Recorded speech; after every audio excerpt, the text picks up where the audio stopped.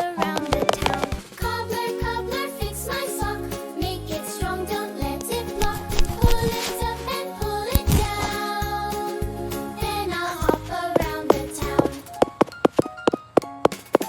Cobbler, cobbler, tie my laces. Neatly done in all the spaces. Twist it up and twist it down. Then I'll skip around the